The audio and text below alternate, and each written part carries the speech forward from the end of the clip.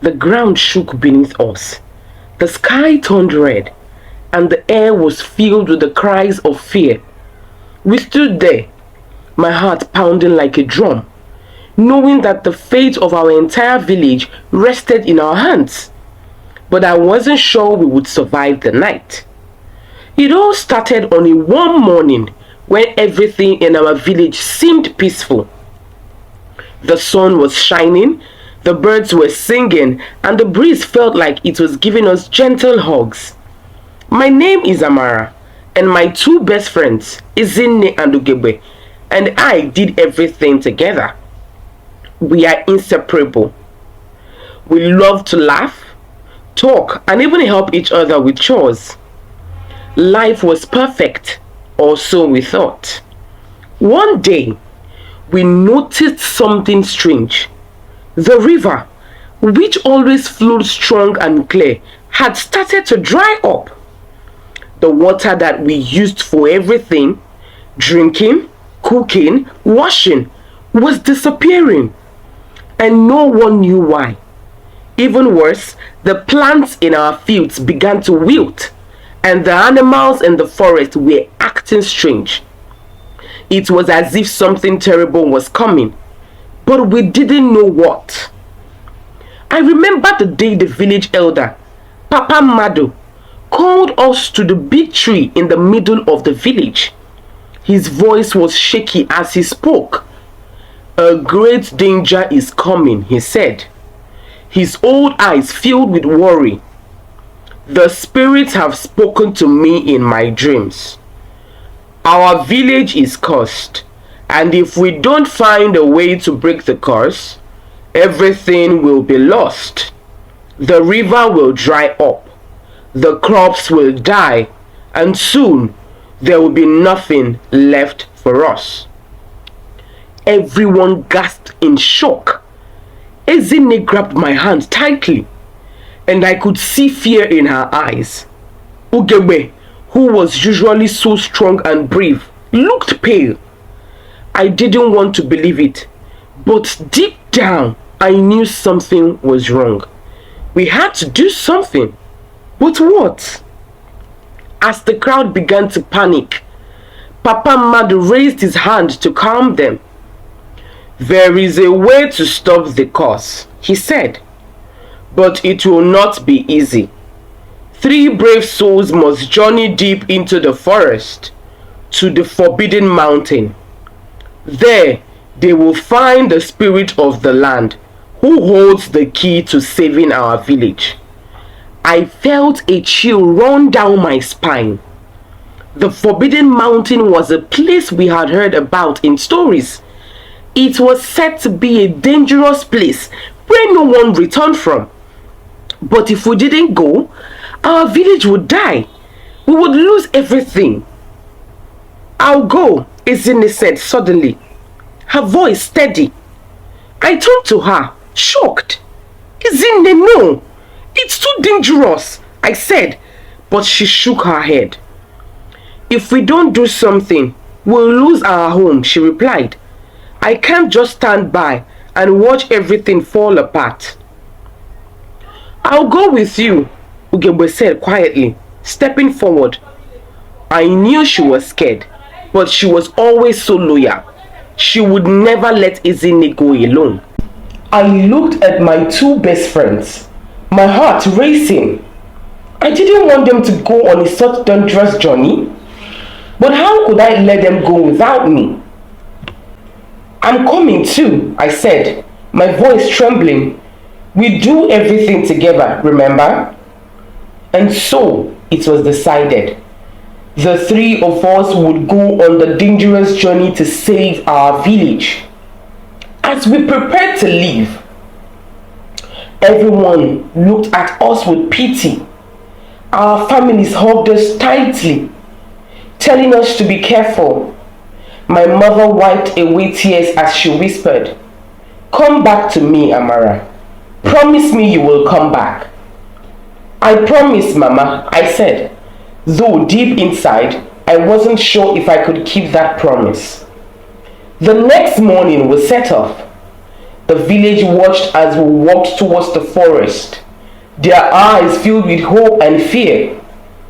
The trees seemed taller and darker than usual as we entered the forest. The air felt heavy, and I could hear strange noises all around us: rustling leaves, distant howls, and the sound of our neighbors breathing. We walked for hours, and soon the sun began to set. The forest grew even darker, and it felt like the trees were closing in on us. Maybe this wasn't such a good idea, I said quietly, looking around nervously. We'll be fine, Ezinne said, though her voice was a little shaky too. We just have to stay together. But as night fell, things got even scarier. Strange shadows moved between the trees, and every noise seemed louder in the dark. We huddled together, trying to stay brave, but I could feel the fear growing inside me. Suddenly, there was a loud crack, and we all jumped. "What was that?" Ugegbe whispered, her eyes wide with fear. "I don't know," I replied, my heart pounding. We looked around, but we couldn't see anything in the darkness. And then, out of the shadows, a figure appeared. It was tall and thin, with glowing red eyes that seemed to pierce through the darkness. I gasped, my body frozen with fear. Who are you?" I stammered. The figure stepped closer, and I could feel its cold breath on my skin. "I am the guardian of the Forbidden Mountain," it said in a deep, haunting voice. "You have entered a place where you do not belong." "We are not here to cause trouble," Ezinne said bravely, stepping forward. "We just need to find the spirit of the land. Our village is in danger, and we need to save it." The figure tilted its head, as if considering her words. "The path ahead is filled with many dangers," it said. "If you choose to continue, you may not survive." "We have no choice," Ugegbe said, her voice firm. "We have to try." The figure stared at us for what felt like an eternity, and then it slowly nodded. "Very well," it said, "but be warned. Once you start this journey, there is no turning back." With that, the figure disappeared into the shadows, leaving us standing there, our hearts racing. "What do we do now?" I asked, my voice shaking. "We keep going," Ezinne said, determination in her eyes. "We've come too far to turn back now." And so we pressed on, deeper into the forest. The trees grew thicker and the air grew colder. Every step felt like it was taking us closer to something terrible. But we couldn't stop. Not now. As we walked, the ground beneath us began to tremble. At first, it was just a small shake. But soon it grew stronger until it felt like the entire forest was shaking. "What's happening?" Ugegbe cried, grabbing onto a tree to steady her step. "I don't know," I shouted, my voice filled with panic. The shaking grew more intense, and I could hear the sound of trees snapping in the distance. It felt like the whole world was falling apart around us. Suddenly, the ground opened up beneath us, and we were thrown into a deep, dark pit. I screamed as I fell, my body tumbling through the air. I reached out, trying to grab onto something, but there was nothing to hold on to. And then everything went black. When I opened my eyes, I was lying on the cold, hard ground. My body ached, and my head was spinning. "Amara, are you okay?" I heard Ezinne's voice calling out to me. "I think so," I groaned, sitting up slowly. My vision was blurry, but I could see Ezinne and Ugegbe nearby, but looking bruised and scared. "We fell into some kind of underground cave," Ugegbe said, her voice shaky. "But where are we?" I looked around and my heart sank. The cave was dark and cold, and the walls were covered in strange markings. It felt like a place filled with the ancient secrets, secrets we weren't supposed to know. We have to find a way out of here, I said, trying to stay calm. But deep down, I was terrified. What if we never found our way out? What if this was the end? As we explored the cave, we came across a strange door carved into the rock. It was covered in symbols that looked like they were from another time, another world. Do you think this is it? Ezinne asked, her voice filled with awe. I don't know, I replied, my heart racing. But we have to try. We pushed the door open, and behind it was a room filled with light. In the center of the room stood a glowing figure, the spirit of the land. It was tall and beautiful, with eyes that shone like stars. You have come to save your village, the spirit said, its voice gentle but powerful. But the journey is not yet over. To break the curse, you must each make a sacrifice. Only then will the land be healed. A sacrifice? I whispered, my heart sinking. What kind of sacrifice? The spirit looked at each of us, its eyes filled with sadness. You must give up what is most precious to you, it said. Only then will the curse be broken. I felt tears welling up in my eyes. How could we make such a choice? How could we give up what we loved most? But we had no choice. Our village depended on us. Ezinne stepped forward first, her face pale but determined. I'll give up my freedom, she said. I'll stay here, in this cave, for the rest of my life, if it means saving our village. No, I cried, grabbing her arm. You can't. We can't leave you here. I have to, she said quietly. It's the only way. Ugegbe was next. She looked at the spirit, her eyes filled with tears. I'll give up my family, she whispered. I'll leave them behind forever, if it means our village can survive. My heart broke as I watched my two best friends make such painful sacrifices. And then it was my turn. I'll give up my memories, I said, my voice shaking. I'll forget everything, the village, my family, my friends. I'll forget it all if it means saving them. The spirit nodded, its eyes filled with sorrow. Your sacrifices are accepted. It said, the curse is broken. And with that, the light in the room grew brighter and brighter until it was blinding. I felt myself being lifted into the air, my body filled with warmth and peace. And then everything went dark.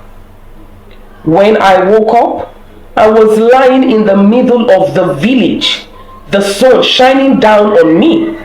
The air was fresh, and I could hear the sound of the river flowing nearby.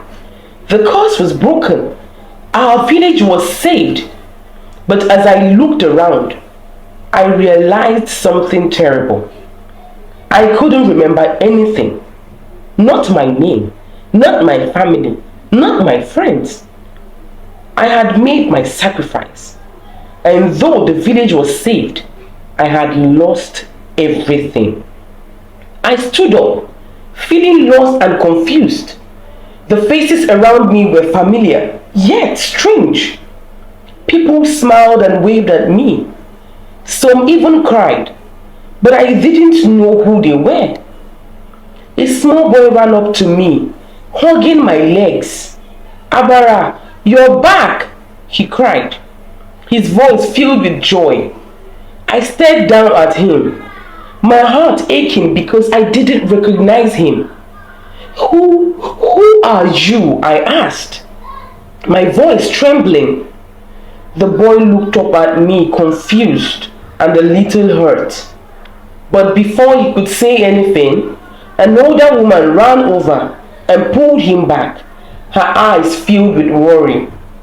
"Amara, you have done it," she said, her voice shaking with emotion.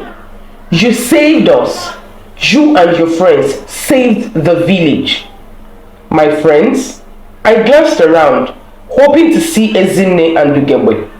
Surely, if I could just see them, everything would make sense. I'd remember everything. But they weren't there. I didn't know where they had gone, or if they had even survived. Tears filled my eyes. I had saved the village, but at what cost? I had lost my memories, and worse, I had no idea what happened to my two best friends. A group of villagers gathered around me, their eyes filled with gratitude and relief. They thanked me over and over again, telling me how brave I was, how much they owed me, but I didn't feel brave. I felt empty. I wandered through the village trying to piece together the fragments of my broken memory. The river was flowing again, the fields were green, and the animals had returned. Life was returning to normal for everyone, but nothing was normal for me. I didn't know who I was anymore, and the people who were supposed to matter most, my family, my friends, they were all strangers to me now. Days passed, and though the villagers treated me like a hero, I couldn't shake the feeling of loneliness. Every time I passed someone on the street, they would smile and say, "Thank you, Amara." But it didn't mean anything to me. It was as if I was living in someone else's life, a life I no longer recognized. One day, as I sat by the river, staring at the water and trying to remember anything, I heard a familiar voice behind me. "You didn't forget everything, did you?" I turned around, and there stood Ezinne. She looked different, older, maybe, or maybe it was just the weight of what we had been through. Her eyes were tired, but there was a spark of warmth in them. I don't know," I said, my voice barely a whisper. "I don't remember anything. I don't even remember you." Ezinne sat down beside me, her expression soft but sad. "I knew it would be hard," she said, "but I didn't think it would hurt this much." I looked at her, trying to feel something, anything, but my heart was a blank slate. "Where's Ugegbe?" I asked, the name feeling strange on my tongue, like it belonged to someone else's memory.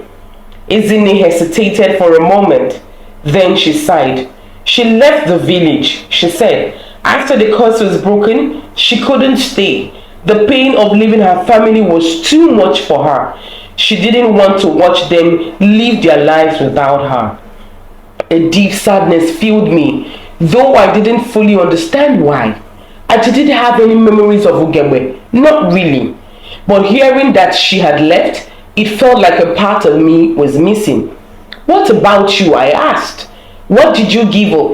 Ezinne smiled sadly. "I gave up my freedom," she said. "I'm bound to the village now.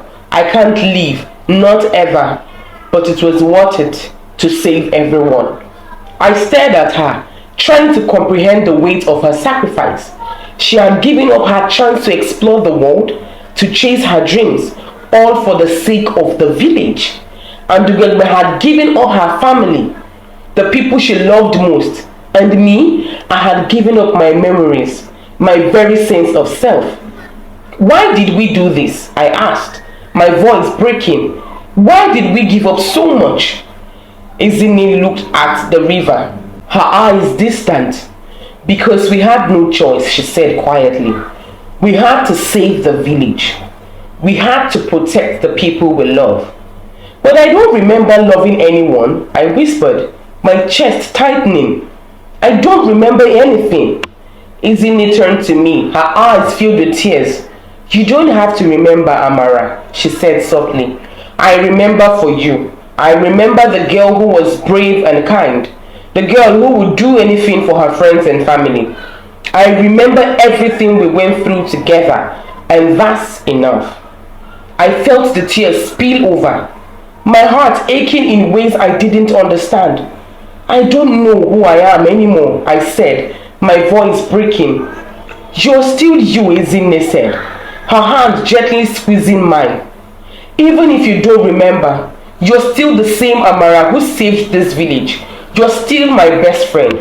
Her words broke something inside me, and I began to sob, my body shaking with the weight of everything I had lost. Ezinne held me as I cried, her presence comforting even though I couldn't remember our shared memory.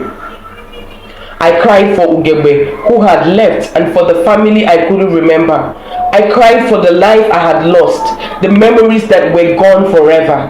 When my tears finally dried, I felt a little lighter, though the sadness still lingered. What do we do now? I asked, my voice small and uncertain. We leave, Ezinne said simply. We leave and we find new memories. We start again. And so, that's what we did. Days turned into weeks, and slowly I began to rebuild my life. I helped around the village, learning new things every day. Ezinne was always by my side, guiding me, reminding me of who I used to be, even though I couldn't remember. She told me stories of our childhood, of the adventures we had shared, and though the memories didn't come back, I began to feel a connection to them. The villagers continued to treat me with kindness, and slowly I began to accept their gratitude, even though I still felt like a stranger in my own life. I missed Ugegbe, though I didn't remember her face, and I wondered where she was and if she was okay. One evening, as the sun set over the village, I sat by the river again, watching the water flow peacefully.